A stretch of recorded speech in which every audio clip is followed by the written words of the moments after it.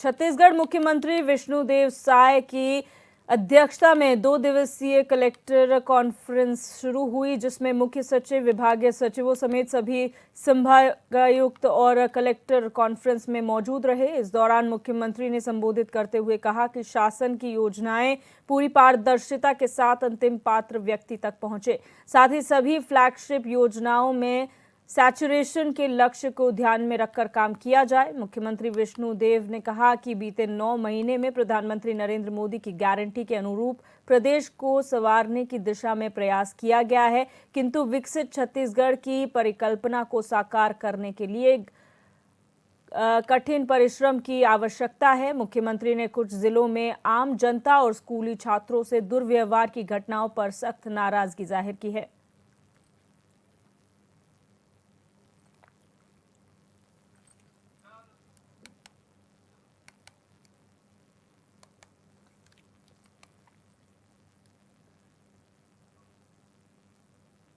CM Vishnudeo Sai ने अपने निवास कार्यालय में 75 दिन तक मनाए जाने वाले देश के ऐतिहासिक बस्तर दशहरा पर्व के सफल आयोजन को लेकर समीक्षा बैठक की। इस दौरान उन्होंने बस्तर दशहरा पर्व की गरिमा के अनुरूप सफलतापूर्वक आयोजन के लिए संबंधितों को सौंपे गए दायित्व का कुशलतापूर्वक निर्वहन किए जाने के निर्देश दिए। आपको बता दें कि 75 दिन तक चलने वाला बस्तर दशहरा पर्व हरेली अमावस्या के दिन पाट जात्रा पूजा विधान के साथ 4 अगस्त 2024 से शुरू हो गया है, जो कि 19 अक्टूबर 2024 तक मनाया जाएगा। बताया गया कि ऐतिहासिक बस्तर दशहरा पर्व के दौरान 15 अक्टूबर 2024 को मुड़िया दरबार का आयोजन होगा।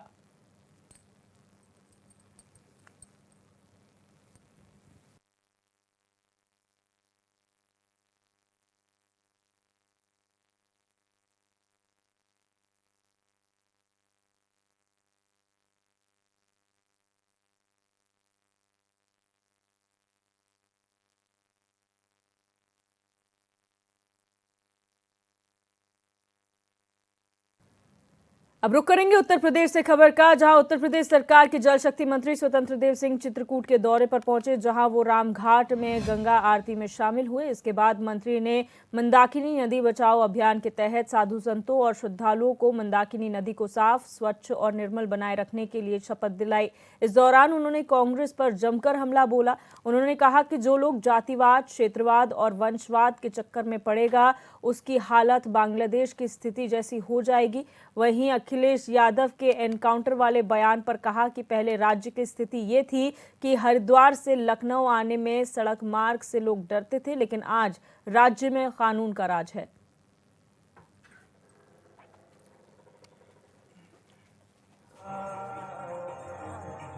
और आदरणीय मोदी जी आने के बाद ऐसे जो नौ संकल्प लिए थे, उसमें एक जल जीवन मिशन, ये संकल्प उन्होंने पहला संकल्प लिया था कि घर घर तक पानी पहुंचाना है, लोगों के घर तक पानी पहुंचाना है, नदियों को स्वच्छ रखना है, क्योंकि मेरी माँ है, माँ का स्वरूप है, कुंभ में जो हमारे देवता के रूप में है, इसलिए इनको बचाने का अभियान है। इसीलिए आप देखेंगे पूरी गंगा के किनारे भी, ऋषिकेश से लेकर प्रयागराज तक कोई भी गंगा में गंदा न गिरे, इसलिए एसटीपी का निर्माण हो रहा है। बलिया सीएमओ विजयपति द्विवेदी मुंह पर गमछा बांधकर जिला अस्पताल का निरीक्षण करने पहुंचे। भेष बदलकर और स्कूटर से पहुंचे सीएमओ ने जिला अस्पताल की स्वास्थ्य व्यवस्था की हकीकत देखी। इस दौरान इमरजेंसी में तैनात डॉक्टर बाहर की दवा लिखते पकड़े गए, जिस पर नाराजगी जताते हुए सीएमओ ने डॉक्टर को कड़ी फटकार लगाई। सीएमओ ने कहा कि सरकार की मंशा के अनुरूप व्यवस्था होगी और लापरवाही स्वास्थ्य कर्मियों पर कार्रवाई की जाएगी।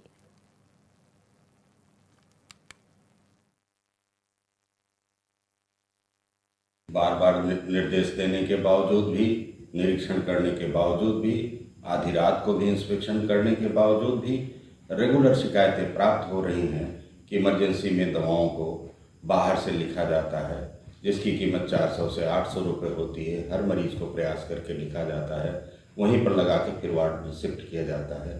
इसी का सत्यापन करने के लिए हम स्कूटी से जिला चिकित्सालय इतने समय पहुंचे थे। तो आपको बता दें, एक अनोखे अंदाज में सीएमओ जिला अस्पताल का निरीक्षण करने पहुंचे। स्कूटी पर मुंह पर गमछा बांधकर वो जिला अस्पताल पहुंचे, जहां भेष बदल कर निरीक्षण करने पहुंचे सीएमओ को कई खामियां मिली। वहां पर डॉक्टर बाहर से दवाइयां लिखवा रहे थे, जबकि सरकारी अस्पताल में जो दवाइयां उपलब्ध है वही मरीजों को दी जाती है, लेकिन यहाँ पर डॉक्टर बाहर की दवा लिखता हुआ पकड़ा गया, जिसके बाद डॉक्टर को फटकार सीएमओ द्वारा लगाई गई है और उन्होंने कहा है कि यहाँ पर सरकार की मंशा अनुरूप ही व्यवस्थाएं जो मरीज हैं उन्हें दी जाए और जो लापरवाही करते हुए डॉक्टर या कर्मचारी पकड़े गए उनके खिलाफ कार्रवाई की जाएगी। तो ये चेतावनी उन्होंने दी है इस निरीक्षण के दौरान। आप देख सकते हैं इन तस्वीरों में, जब भेष बदल कर सीएमओ जिला अस्पताल पहुंचे थे, मुंह पर गमछा बांधकर स्कूटी पर सीएमओ आए थे और उन्होंने औचक निरीक्षण जिला अस्पताल का किया, जहां पर उन्होंने मरीजों का हालचाल जाना, उनसे बातचीत की व्यवस्थाओं को लेकर। और वहां पर एक डॉक्टर जो बाहर की दवा लिख रहा था उसको फटकार भी लगाई गई और साफ साफ चेतावनी दी गई है कि सरकार की मंशा अनुरूप काम करना होगा और जो लापरवाही बरतेगा उसके खिलाफ कार्रवाई की जाएगी।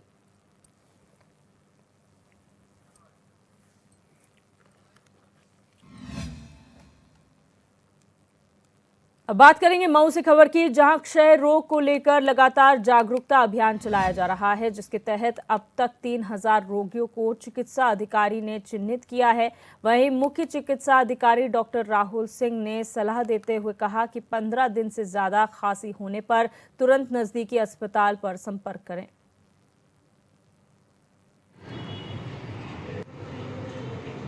ये एक एक्टिव केस फाइंडिंग के प्रोग्राम चल रहे हैं ट्यूबरक्लोसिस के, और ये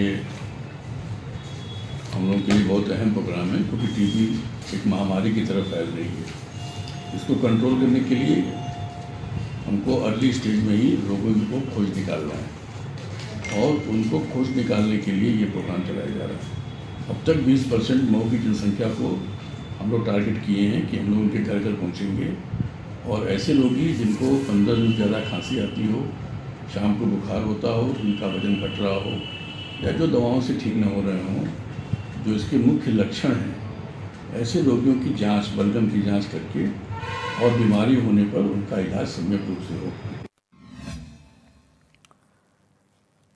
अलीगढ़ में लगातार हो रही बारिश के चलते एक 2 मंजिला मकान की छत अचानक भरभरा कर गिर गई। हादसे में घर में सो रहे 2 बच्चों, 2 महिलाओं समेत 6 लोग गंभीर रूप से घायल हो गए।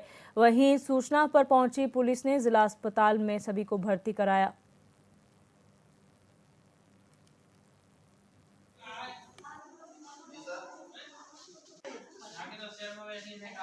थाना क्षेत्र टप्पल के गांव जैतपुर में आज सुबह भारी बारिश के कारण एक मकान के गिर जाने के परिणाम स्वरूप एक ही परिवार के 6 लोग उस मकान के मलबे के नीचे दब गए थे।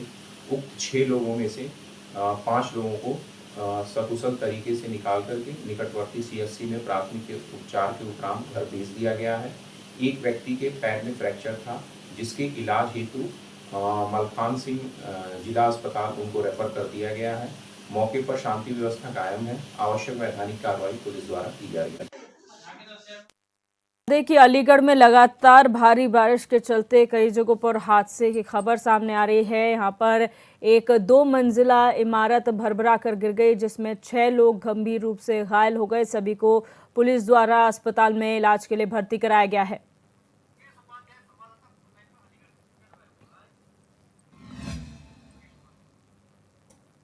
और हमारे संवाददाता मुकेश उपाध्याय हमारे साथ फोन लाइन पर जुड़ चुके। मुकेश, क्या घटनाक्रम हुआ है, कब की ये घटना बताई जा रही है?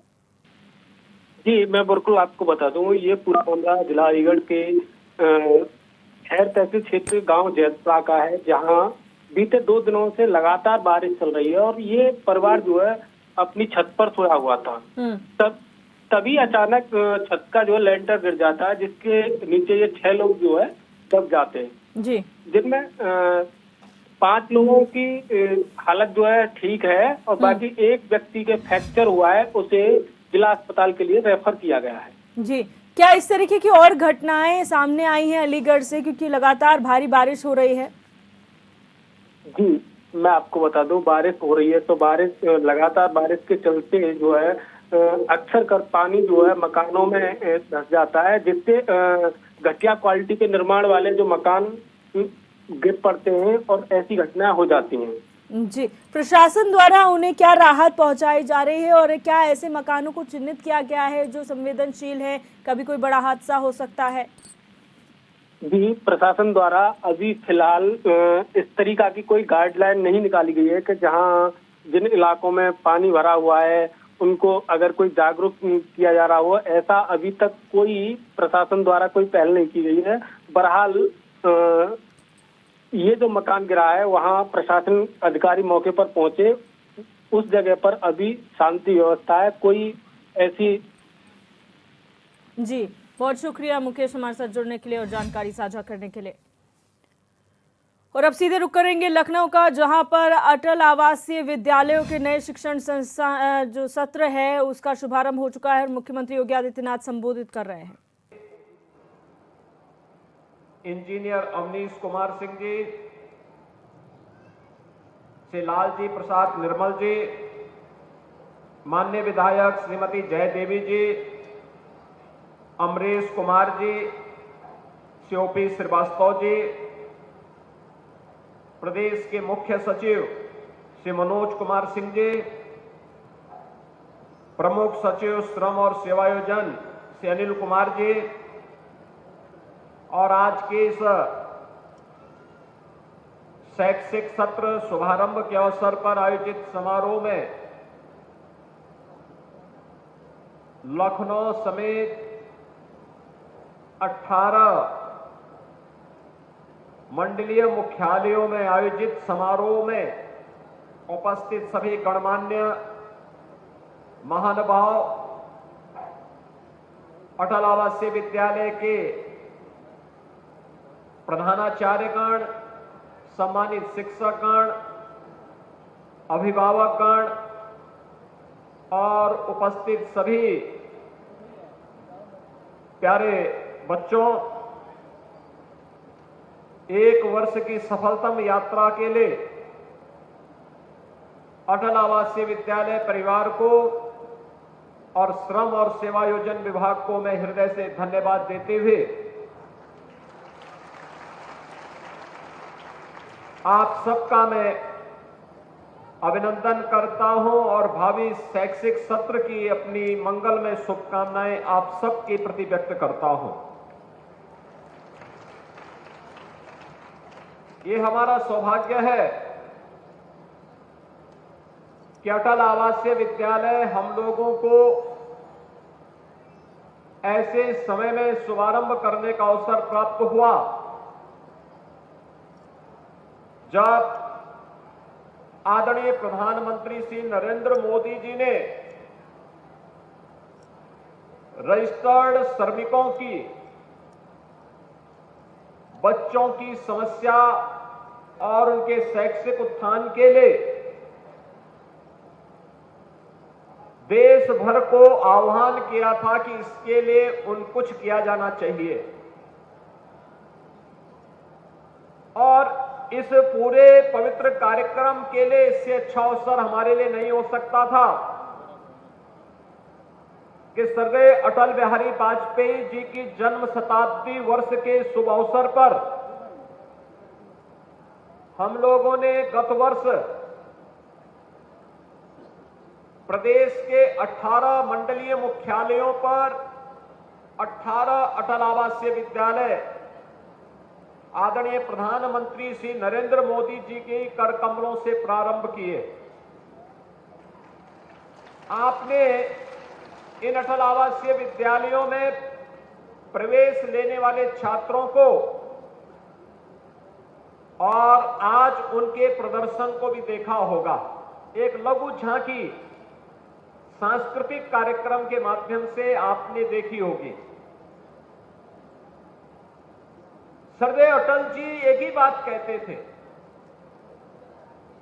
कि अशिक्षा और अभाव से जो समाज सफलतापूर्वक उसका मुकाबला कर ले, उसको सुरक्षित और समृद्ध होने से दुनिया की कोई ताकत रोक नहीं सकती। याद रखना, ये अभाव और अशिक्षा ये दोनों समाज के सबसे बड़े दुश्मन हैं। अभाव आता है गरीबी से, अकर्मण्यता से, अराजकता से, भ्रष्टाचार से, आपसी बंटवारा से, और जहां भी भ्रष्टाचार होगा, अराजकता होगी, अभाव होगा, वहां पर जंगल राज भी होगा, अव्यवस्था होगी, असुरक्षित माहौल होगा, किसी का सम्मान नहीं होगा, और अशिक्षा है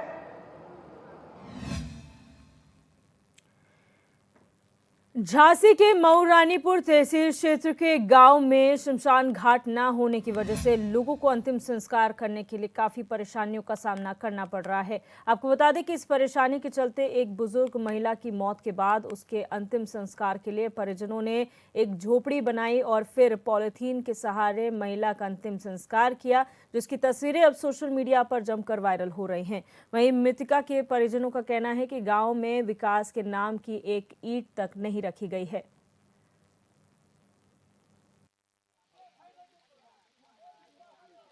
इसलिए बना रहे हैं क्योंकि हमारे घर में अभी लाश रखी है, जो हमारी गाय है वो खत्म हो गई है। हाँ। तो यहाँ पे जो नया गांव है, यहाँ पे शमशान की कोई व्यवस्था नहीं है, इसलिए हम बारिश हो रही है, इसलिए हम इसको बना रहे हैं। तो अभी तक कब खत्म हुई थी? आज ही खत्म हुई है सुबह। पानी बहुत जोर से बरस रहा है। तो झांसी से खबर है, जहां पर शमशान घाट तक लोगों को नसीब नहीं है अंतिम संस्कार करने के लिए। लोगों को काफ़ी दिक्कतों का सामना करना पड़ता है और लोगों का ये कहना है कि यहाँ पर विकास के नाम की एक ईंट तक नहीं रखी गई। तमाम दावे किए जाते हैं, लेकिन उसके बाद भी लोगों की समस्या का समाधान नहीं हो पाता।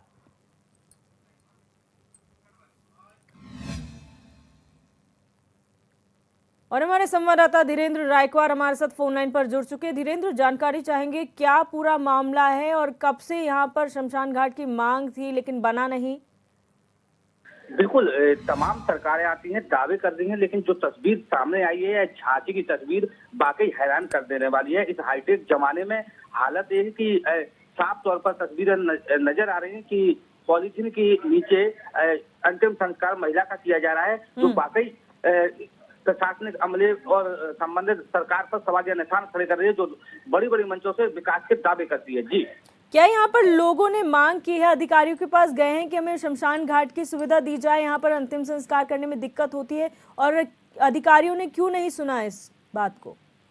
बिल्कुल, ग्रामीणों की माने तो ग्रामीण कई वर्षों से यहाँ पर गुहार लगा रहे हैं। हालांकि कई बार ग्राम पंचायत से लेकर जो चुनाव आते हैं, चाहे वो विधानसभा के हों या अन्य चुनाव हों, उनमें तमाम नेता आते हैं, दावे करते हैं कि आपके यहाँ इस बार हर हाल में शमशान घाट बनेगा, लेकिन कभी कोई विकास की जब बात आती है, जो बोर्ड होता है, बोर्ड मिलने के बाद अधिकारी नेता वो समय भूल जाते हैं और फिर वही हालात वक्त से बदतर हो जाते हैं। इसकी तस्वीर साफ तौर पर नजर आ रही है कि वृद्ध महिला के अंतिम संस्कार के लिए किस प्रकार लोग एक पॉलीथिन की झोपड़ी बनाकर उसके नीचे अंतिम संस्कार कर रहे हैं। ये वाकई बड़ी दयनीय स्थिति है और ग्रामीण बेहद परेशान है। जी, बहुत शुक्रिया धीरेन्द्र हमारे साथ जुड़ने के लिए और जानकारी साझा करने के लिए। खबर बदायूं से है, जहां सालारपुर विकास क्षेत्र में डीपीआरओ की मौजूदगी में ग्राम प्रधान और पंचायत सहायक के समर्थकों ने मारपीट हो गई, जहां पर आपको बता दें कि दोनों पक्षों के लोगों ने एक दूसरे पर जमकर लात घूंसे चलाए। दरअसल दोनों पक्षों के बीच चल रहे विवाद की शिकायत पर डीपीआरओ जांच करने पहुंचे थे। इसी बीच दोनों पक्षों के बीच मारपीट शुरू हो गई, जिसका वीडियो सोशल मीडिया पर जमकर वायरल हो रहा है।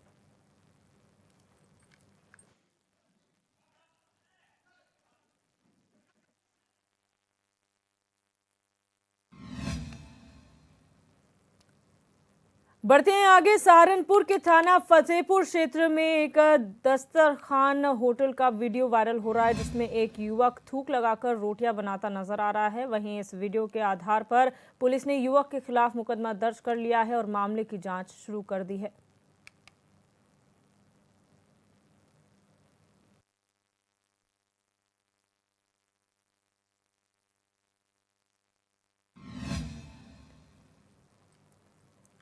आगरा में थाना एमएम गेट के मेडिकल कॉलेज में तैनात डॉक्टर पर 11 साल की बच्चे के साथ छेड़छाड़ करने का आरोप लगा है। बताया गया कि तबीयत खराब होने पर बाल रोग विभाग में बच्ची को भर्ती करवाया गया था, जहां चेकअप के दौरान डॉक्टर ने गंदी हरकत की। मामले का संज्ञान लेते हुए पुलिस ने डॉक्टर को हिरासत में लिया है और जांच पड़ताल शुरू कर दी है। वहीं मेडिकल कॉलेज प्रशासन ने भी डॉक्टर को सस्पेंड कर दिया है।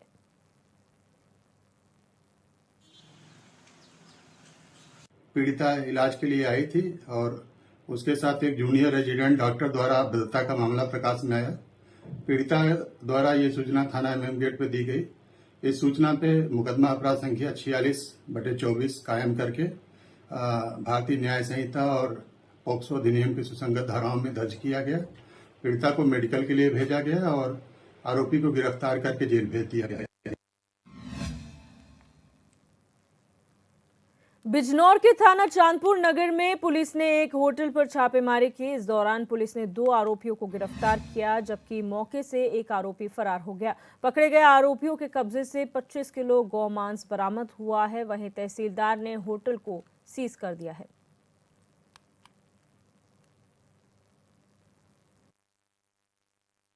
होटल में गोवंशी पशु का मांस है। इस सूचना पर स्थानीय पुलिस तत्काल मौके पर पहुंचकर होटल को सर्च किया, जहां एक भगोने व बोरी से लगभग 25 किलो मांस बरामद हुआ। वेटनरी डॉक्टर को मौके पर बुला करके इसका परीक्षण कराया गया, जिनके द्वारा प्रथम दृष्टया गोवंशीय पशु का मांस होना बताया गया। होटल संचालक सफीक तनाब कफीलुद्दीन निवासी मसीद थाना हिमपुर दीपा व उसके साथी ताजिम को पुलिस हिरासत में लेकर पूछताछ किया गया, जहां उनके द्वारा अपना जुर्म इकबाल करते हुए अनीस गड्ढा कॉलोनी कस्बा चांदपुर, जो इनको मांस की सप्लाई करता है, उसके साथ मिलकर यह कारोबार करना बताया। इस संबंध में थाना चांदपुर पर सुसंगत धाराओं में अभियोग पंजीकृत कर लिया गया है। होटल को सील किया गया है। अनीस गड्ढा कॉलोनी कस्बा चांदपुर की गिरफ्तारी के लिए टीमें बना दी गई हैं। इसमें अन्य